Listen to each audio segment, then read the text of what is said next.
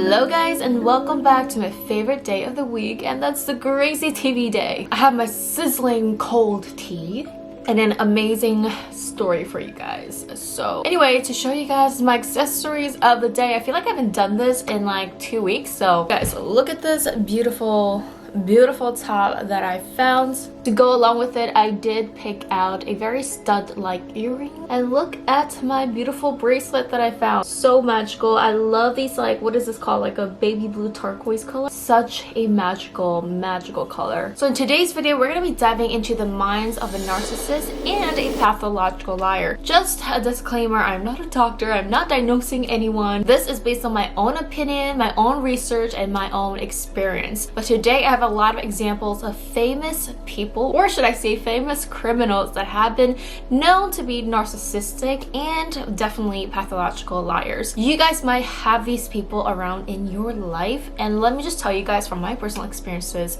these people could be very dangerous, and never ever keep them around close to your personal life. You might have dealt with someone that seemed so normal, like they just look pretty, they might look handsome, they might seem caring, but as time goes on, things that they say or do just does not make sense. Like the puzzle just does not fit in. Now it is said in 1 in 20 people are to be pathological liars, and about 6% of people are said to be narcissistic. And I do have to say, everybody in the world has some little bit of narcissism to themselves. And on top of that, everybody lies. But we're not talking about the normal levels. These are people who have dangerous levels. Narcissistic personality disorder, one of several types of personality disorders, is a mental condition in which people have an inflated sense of their own importance, a deep need for excess attention and admiration, troubled relationships, and a lack of empathy for others. Now, I got a lot of these points from a YouTube video from Charisma on Command. They explain it really well about narcissism personality. So one of the things and one of the biggest signs about narcissistic personality disorders are people that are obsessed with keeping their supposed persona or image, having the world view them that strokes their ego. They seem to be very driven and want to keep up this image that are not really true to their core inner self. Their image just might come across as inauthentic,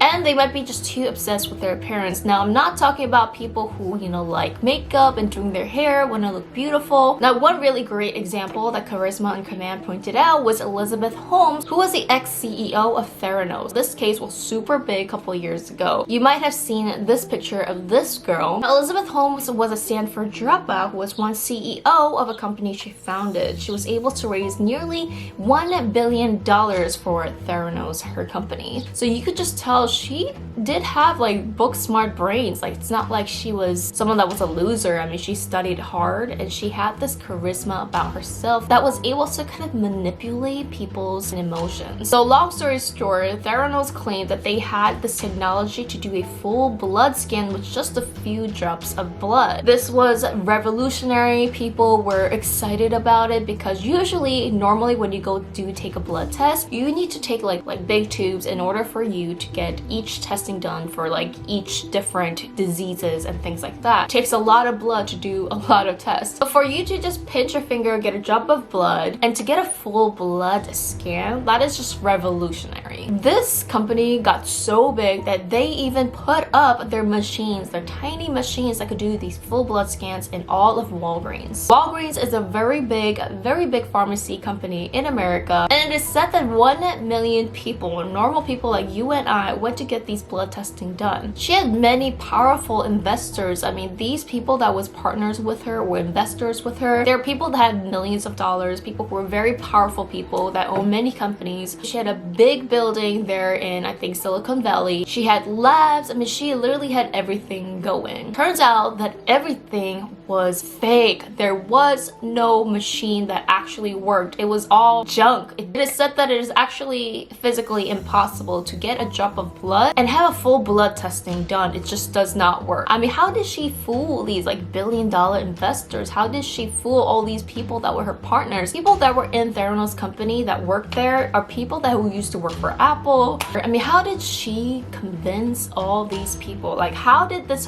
fake thing that never worked convince people to go up to this scale. It's just so mind-blowing. Now, was Elizabeth Holmes narcissistic, or was she just a pathological liar? Elizabeth Holmes just cared so much about her image. No, I'm not meaning makeup and hair. She was obsessed with a lot of people just seeing her in this egoistic character that didn't really exist. Look at her black turtleneck. She always wore black and turtleneck, and apparently she copied it from her ultimate role model, Steve Jobs. She also had an alleged deep fake voice that she always did. This is what happens when you work to change things, and first they think you're crazy, then they fight you, and then all of a sudden you change the world. And a lot of people say when it was her good days and she was prepared, she had this whole persona about herself, but when she had a long, tiring day, a lot of the time she would slip up and she would use her normal voice, which was a lot higher. So when she was interrogated by the police or authorities, it was a little bit odd because all this time she was so confident, she had all the answers, but when it came to the authorities and asking them the real questions, she said, "I don't know," so many times about all these answers that you should be knowing if you were an honest person. Another big example of a narcissistic behavior is being very, very defensive. Now let's take a look at Martin Shkreli, whatever his last name is. You might have seen this face before, and he was known to hike up the prices of a necessary drug called Darafin, which is a drug to treat parasitic infections, and usually that happens with a lot of cancer patients. This happened in 2015, and he raised this drug from $13.50 to $750 almost overnight. Now, long story short, he did at some points to defend himself, saying that the drug was not profitable. Also, he owned the rights to Darafin, the pill, so he could basically do anything he wants. There's a lot of details about this guy and what he did. Of course, we don't have time to get through that. If you guys are interested, maybe I'll do a video on him. Anyway, his behavior is something that caught a lot of people's attention. Now, in a lot of his interviews, when someone tries to ask him a question, try to get certain answers, or try to kind of refute what he was saying, he just has this defensive personality about him. He has a smirk, he just has this what are you gonna do kind of attitude. It seems like he just talks with spikes on himself to defend himself. In the testimony sessions with Congress, he came in and you could see him not answering any of the questions. Now these questions were legit questions, just asking him why he did the things he did. He was basically trolling everybody. He just had this weird smirk, he just like had this like laughing figure, and I invoke my Fifth Amendment privilege against self-incrimination and respectfully decline to answer your question. I intend to follow the advice of my counsel, not yours. Now you can see how shady this guy is. Now I believe this is one of the techniques a lot of narcissistic and pathological liars use to be in control of every single situation. They always have to be in control of you and their own surroundings. And once they cannot control you, they try to control how other people view you. So I had this one time when this person talked bad about me and talked about things that never happened, and all of a sudden my friends and people that I knew, they didn't see me the same way as they did before, and I thought it was super strange. Later I found out this person said blatant lies about me, and it made them view me as the perpetrator, as the suspect, as the bad person, when in reality it was this person lying the whole time. So as you guys could see how dangerous these people could be, they could actually be so charismatic and so convincing to people that they will turn your team and your friends around against you. Now let's go specifically into lying and the pathological liars. It does have something to do with their brains, chemicals, I'm not sure, but they're just not honest with themselves. And Adalia Dipolito is a perfect example of this. She was known to use hire for murder in order to wipe out her husband back in 2009. She was captured on video camera with an undercover officer. Already, I'm positive, like 5,000% sure. Like I'll go to Boca or I'll go somewhere else. You like an alibi to be somewhere. Right, they can verify when it happened. Yeah, I'll go get my hair done or something, or I'll be somewhere, but I need to go out of town. I never go anywhere. Right away, everyone's gonna be like, oh, what a coincidence. You never go anywhere, and the day you leave, it happens. She goes on to talk about how she wants this job done, how much money, when. The police later on wanted to collect more evidence, so they set up this whole thing where they were gonna trick her and say that her husband was dead. In the video, you could see her false crying and things like that. Later, she was confronted by the police and she claims that she doesn't know anything. She claims that this is not true, this is not it. And then her husband walks in alive, and then she's trying to like hug him. He doesn't want to see you. He doesn't want to see you. What was that? I didn't do anything and I didn't plot anything. What is not true about this? I don't understand. Shortly after, she actually called her husband in order to get his help to get her out of prison. Take a look at this phone call. It is bizarre. I don't you understand what happened? What they're saying is not true. How is that possible? Like, I'm sitting there. It's not true. It's not possible. You would need to give me 2 minutes to talk to you, but it's not possible. How in the hell did I hear it? You see it? I heard what you heard. It's not true. I heard what you heard and I saw what you saw. Everything they showed you, they showed you. And keeps lying even though the obvious evidence is right there in front of her. Long story short, later she actually again made up this thing saying that she was acting all the time and that this was all for a reality TV show, that the police was in it. Like, did you want your husband dead? No, absolutely not. You were acting in those tapes, Yes. but you're telling the truth now. Yes. Why should we believe you? Because it's what happened. It's the truth. It's such a...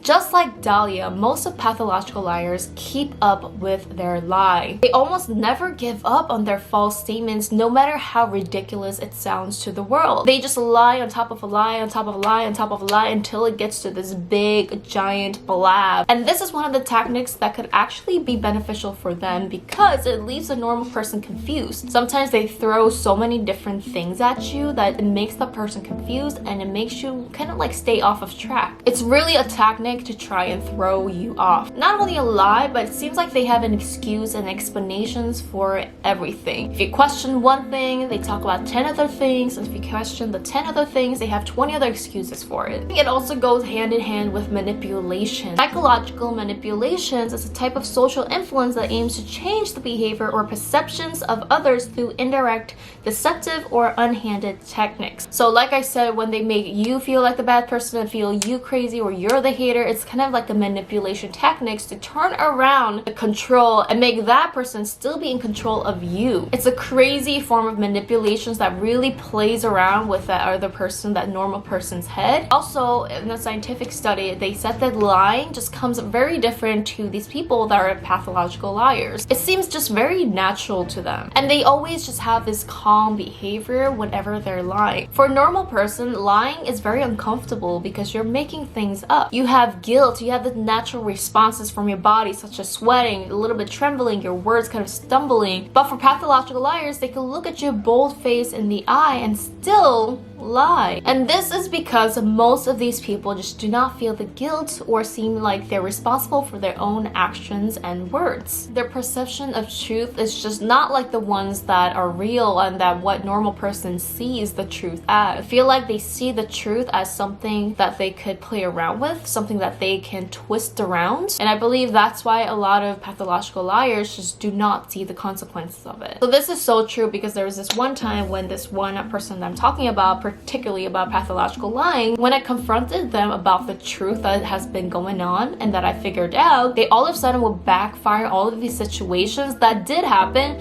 but that didn't happen the way that they're telling me. For example, there was one time when I would tell this person for certain illegal documents. Now later on, this person twisted their words and told other people that I demanded that person's personal legal documents or something like that. As you guys could see, the scary thing is a lot of these times these situations did happen, but they manipulated and twist the truth around in order for it to backfire on you. That's why a lot of these pathological liars could convince a lot of other people because they're twisting the truth around. Now, Jodi Arias was convicted of killing her boyfriend back in 2008, and she still maintains her innocence, saying that there was these two robbers that came into the house, they put the gun in her head and forced her to do these things. And basically, she's claiming her innocence, that she did this in self-defense. Now, there's so many evidences that there were no robbers, that she did this purposely. Before her boyfriend died, they were both taking photos with each other, leading them to believe before his death they were supposedly having a good time. Then right after one of the last videos, you could see when he actually died. So there's a lot of evidence that she actually killed him. This just goes to show how some people could plan and plot something,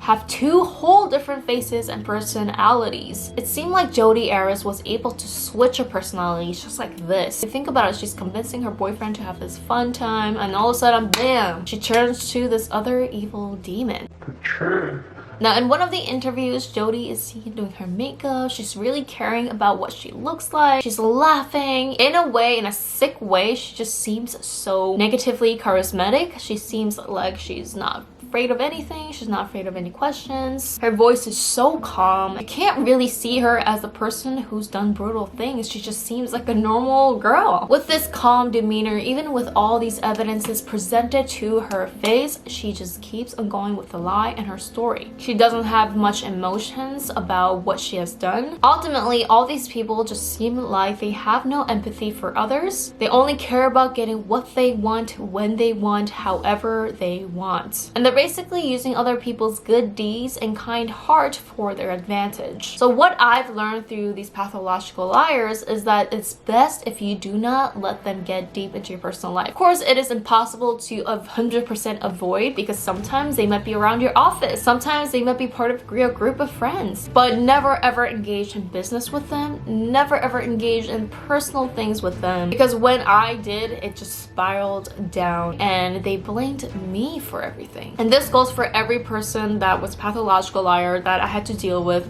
It seems like you never know who they are. It seems like the closer as I get to them, the farther I am away from them because things just does not make sense. Now, all these examples of people that I talked about today, they were all convicted of some kind of felony and crimes, but there's a lot of people, normal people, just are walking around that will probably never be really convicted and charged to this level, but they will still take advantage of you and I really want to know if you guys ever dealt with someone that was in this category. Any story times that you have, I would love to read about them. Now, last, a message to these people that are narcissistic and have pathological liars. Just know that a lie, you could keep on going, but the truth is bold and simple. It's the truth. And if they just want to live this life of deceit and extreme ego, go ahead, but you will never get anywhere. But like I said, what doesn't kill you makes you stronger, and I'm good, I'm fine, and unfortunately, you're living a lie.